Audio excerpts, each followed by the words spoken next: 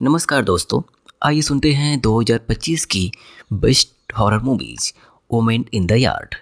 Movie की शुरुआत David की वीडियो क्लिप से होती है, जिसमें वह अपने सपने की बात कर रहा होता है, जिसमें उसका खुद का एक खूबसूरत घर होता है, बाड़ होता है और 2 बच्चे तथा रमोना नाम की उसकी पत्नी उसमें दिखाया जाता है।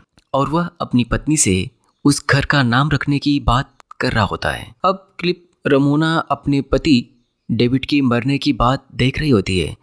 दरअसल क्लिप में जो आदमी है वह रमोना का पति है और वह एक एक्सीडेंट में मर गया है। दरअसल इसी एक्सीडेंट में रमोना का भी एक पैर कट जाता है, जिसके कारण वह अब बैसाखी से चलती है। मूवी के दूसरे सीन में उसके बेटी को गैस जलाते हुए दिखाया गया है, जो कि नहीं जल रही होती है। तब वो अपने पिता के सामान से लाइटर निकालकर गैस को जलाता है और खाना को बनाता है। खाना बनाने और खाने के बाद अब रमोना ढेर सारे कागजों को देख रही होती है, जो कि उसके कर्जे के हैं, जिन्हें उसे चुकाना है। अब यह सब देखकर और सोचकर रमोना दुख में बैठी होती है कि उसका पेट डॉग उल्टी कर देता है। तभी उसका बेटा टेलर वहाँ पर आता है और वह बताता है कि उसने गार्डन में एक ब्लैक लिबास में एक औरत बैठी हुई देखा है। जब वहाँ वह देखती है तब वह भी दंग हो जाती है और सर से पैर तक एकदम ब्लैक औरत को देखकर वह डर जाती है। नेक्स्ट सीन में रमोना अपने बच्चों से बोलती है कि वह औरत कौन हो सकती है, क्योंकि वह उसके बाड़े के पास दिखाई दी थी। उसे पता होना चाहिए कि वह औरत कौन है और यहाँ पर क्या कर रही है उसके घर के सामने। अब वह उसके पास जाती है और उसके पास जाने पर वह औरत रमोना से ही पूछने लगती है कि वह कौन है और वह यहाँ क्या कर रही है। अब वह उस औरत के हाथ में वेडिंग रिंग देखती है और वह अनुमान लगाती है कि वह औरत शादीशुदा है। कुछ समय बात करने के बाद वह बोलती है कि अब तुम चली जाओ, हो सकता है कि तुम्हारे पति आने वाले हो। तब रमोना बोलती है कि ऐसा कभी नहीं होगा, क्योंकि उसके पति एक एक्सीडेंट में मर चुके हैं और उसका पैर भी उसी दुर्घटना में कटा हुआ है। और वह कार की तरफ इशारा करके उस स्थिति को दिखा रही होती है। दरअसल में यह बात जब लेडी से बताती है तो लेडी कहती है, मुझे यह बात पहले से पता है, यह बात आप मुझे ना बताएं, यह आप खुद को बता रही हैं या मुझे बता रही हैं। यह सुनकर वह काफ़ी शॉकिंग हो जाती है। आखिर यह सब बात उस लेडी को कैसे पता हो सकती है। वहाँ पर रमोना पूरी तरह से डर जाती है।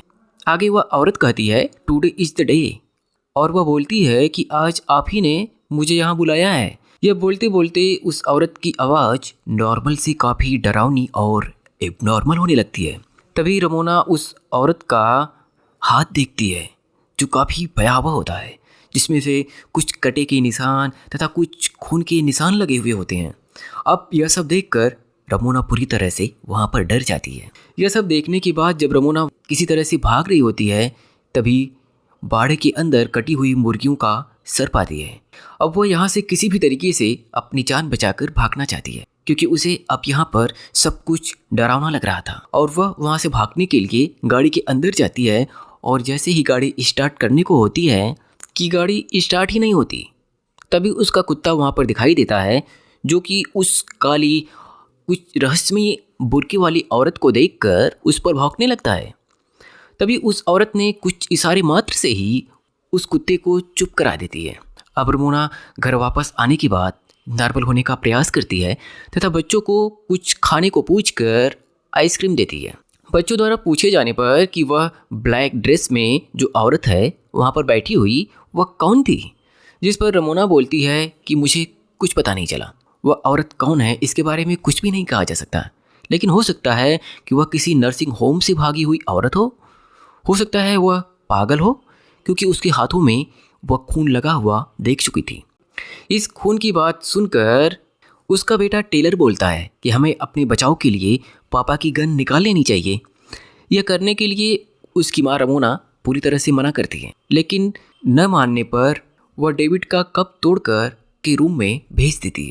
हालांकि अपने बेटे को वहां जाने और बंदूक निकालने से मना करने के बाद रमोना का ध्यान दोबारा उस लेडी की तरफ पड़ता है, तो वह देखती है अब पहले से कुछ और करीब आ गई होती है। वह लेडी ऐसा कब करती है यह किसी को पता तक नहीं चला। उस लेडी को इग्नोर करके वह अपने बच्चों को देखने लगती है, अपने घाव को भी देखती है। जिसमें से खून निकल रहा होता है, जिसे वह देखकर स्टिचिंग को सही करने लगती है। तभी उसकी बेटी एनी उसे पुकारती है। तब उसका होश खुलता है। तब वह देखती है कि उसका घाव सही है। वह देखती है कि उसकी स्टिचिंग पूरी तरह से सही है, बल्कि वह यह सब सिचुएशन खुद इमेजिन कर रही होती है। अब वह घर से बाहर निकलती है। जब वो अपने डॉगी को पुकारती है और उसका डॉगी पूरी तरह से गायब दिखता है उसे, और साथ में डॉगी से बंधी हुई उसकी चैन जमीन में धंसी हुई उसे दिखती है, तब वह समझ जाती है डॉगी गायब हो चुका है। आखिर डॉगी को कौन गायब कर सकता है? अब उसका बेटा यह सब कुछ देखकर समझ जाता है कि उसकी माँ कुछ तो उससे छिपा रही है। अब वह अकेले बाहर जाने की बात करता है, जिसके लिए उसकी माँ मना करती है, पर वह नहीं मानता, जिस पर उसकी माँ गुस्सा हो जाती है। अब गुस्से में अपने पास रखे हुए चाकू को लेती है।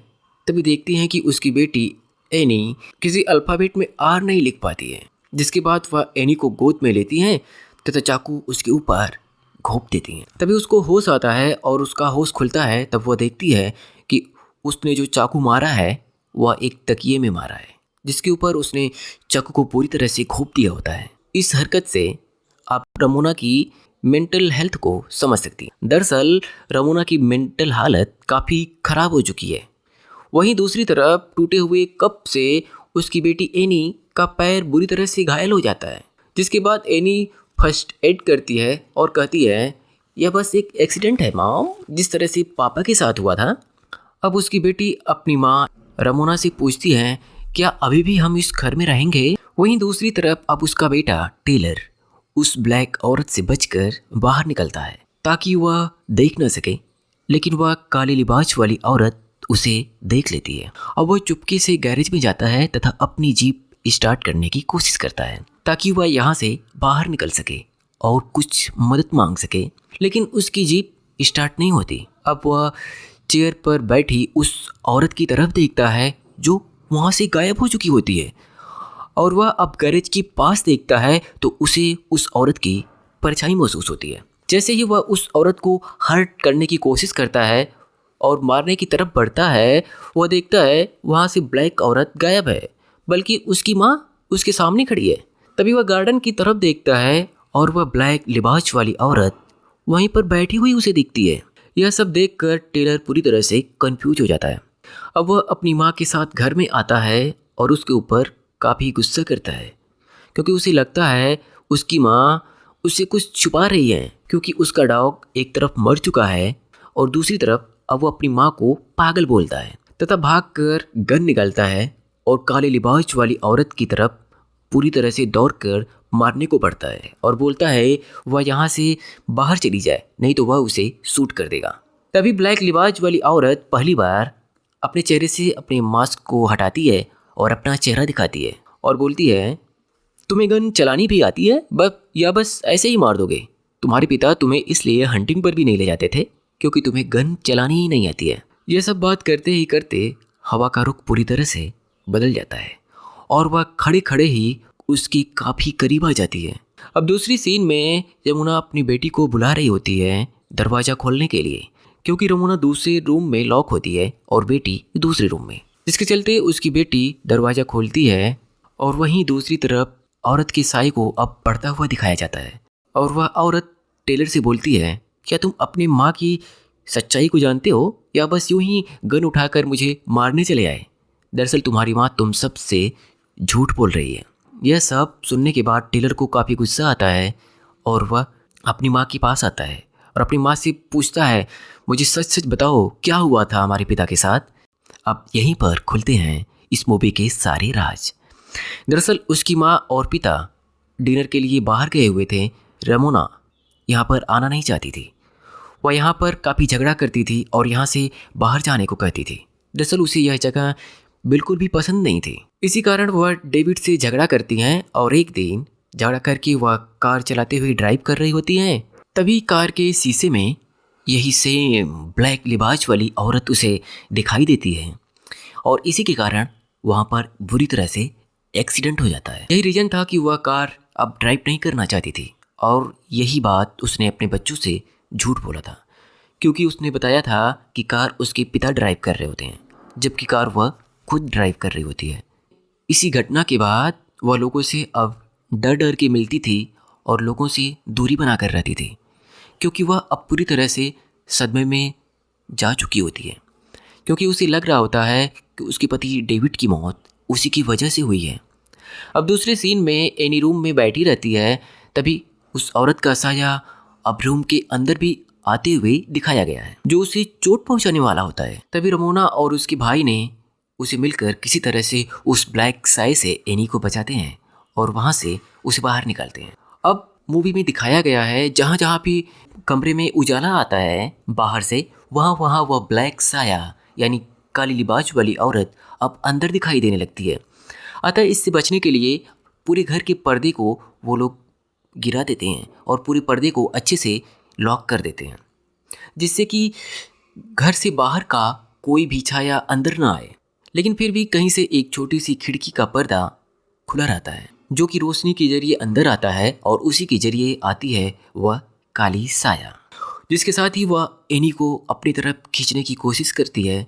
हालांकि उसी समय उसका भाई टेलर वहां पर आता है और उस पर्दे को पूरी तरह से लॉक कर देता है और अपनी बहन एनी को बचा लेता है। अब सभी अपने ही घर में डर कर छिप छिप कर रहने लगते हैं। तभी एक चेयर पर औरत का एक छाया उन्हें दिखाई पड़ता है, जिस पर लाइट जलाते ही वह औरत गायब हो जाती है और वही साया उनके पीछे रमोना पर हमला कर देती है और उसे अपने ही छाये में कैद कर लेती है। अब वह छाया उसकी बेटी यानी एनी की तरफ बढ़ती है, लेकिन वह बोलती है वह उसे कुछ भी नहीं करेगी क्योंकि वह उसकी बेटी है।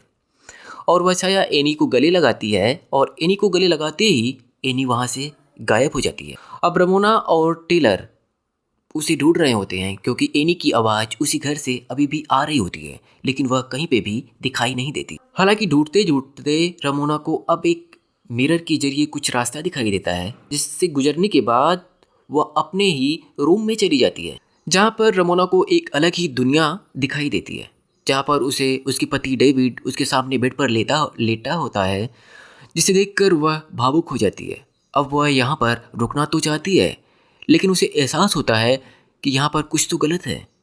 तभी उसका ध्यान दीवार की लिखावट पर जाता है, जो कि उल्टे लिखे होते हैं। मतलब वह समझ जाती है या तो यह मिरर है या तो यह पैरेलल वर्ल्ड है, और या फिर यह उसकी इमेजिनेशन हो सकती है। तभी उसे ध्यान आता है कि उसे इन्हीं को बचाना भी है। जैसे ही वह वहाँ से जाने को होती है, तभी उसका पति ही उसके गले को दबा देता है और उसे चोक करने लगता है। दरअसल यह उसका एक गिल्ट था, जो हमेशा उसके अंदर दबा हुआ था, जो उसे अंदर से मार रहा था। तभी वह खुद को वहाँ से एक ऐसी जगह पर पाती है जहाँ पर वह एक चेयर में बंधी हुई अपने आप को देखती है। जैसे ही वह शुरुआत में लेडी से बात करने आई होती है, यहाँ पर भी वह खुद को आता हुआ देखती है और दूसरी वाली रमोना कहती है टुडे इज़ द डे। अब वह यहाँ से निकल कर खुद को अंधेरी कमरे में बंधी पाती है। शुरुआत में हमने उस लेडी को एनी के पास जाता हुआ देखा था, वह रमोना ही थी, और अब वह खुद को होश में लाती है तथा टेलर को एनी के साथ बाहर भेजती है। अब वह लेडी उसके पास आती है और कहती है वह आ गई है। रमोना, मुझे शक्ति चाहिए, मुझे शक्ति चाहिए। असल में वह जो लेडी है वह उसका ही एक अंतर्मन है, या उसका ही एक डार्क पास्ट कह सकते, जिसके चलते वह हमेशा गिल्ट में जी रही होती है। दरअसल वह खुद को खत्म करने के लिए ही शक्ति मारी होती है, और आज वह दिन आ गया है। रमोना कहती है उसके बच्चे हैं और उन्हें उनकी माँ अब वापस चाहिए। अब अंतर्मन वाली लेडी वो रमोना से बोलती है उसके बेटों को उसकी तो पहले से भी जरूरत थी, रमोना उसके लिए कभी हाजिर नहीं रही।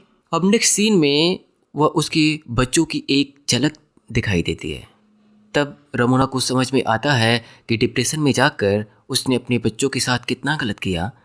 उसने अपनी माँ का कोई फ़र्ज नहीं निभाया। यह सब उसे इसलिए दिखाती है ताकि वह, अब उसे बात समझ में आती है और उस लेडी को वह गुड बाय कहकर बच्चों को दूसरी फार्म हाउस में भेज देती है। अब दूसरे सीन में वह lady, black lady, gun set कर रही होती है, लेकिन दरअसल वह खुद रमोना ही होती है। उसे गन को सेट करने के बाद जैसे ही वह खुद को ख़त्म करने वाली होती है, तभी उसके बच्चे वापस आते हुए दिखाए जाते हैं, जो कि एक होप की तरह होता है। अब वह बोलती है वह सब कुछ ठीक कर चुकी है, अब वह लेडी कभी भी वापस नहीं आएगी, और आई भी तो वह उसके लिए अब पूरी तरह से तैयार है। दरअसल लेडी इन बैकयार्ड रमोना का ही एक डिप्रेशन था जो उसे अंदर ही अंदर से खा रहा था। तभी देखते हैं कि उसका गायब हुआ कुत्ता भी वहाँ पर वापस आ जाता है। कहानी की नेक्स्ट सीन में रमोना ने अपनी उस लेडी के साथ एक पेंटिंग बनाई होती है जिसे वह लेडी इन बैकयार्ड एक साथ होती है, जिसके नीचे उसका नाम भी लिखा होता है जो कि उल्टा लिखा होता है। अब वह समझ जाती है कि यह रियलिटी नहीं है, असल में रियलिटी कुछ और थी। दरअसल वहाँ पर वह अपने आप को शायद गोली मार ली होती है। मूवी की द एंडिंग होती है और मूवी यहीं पर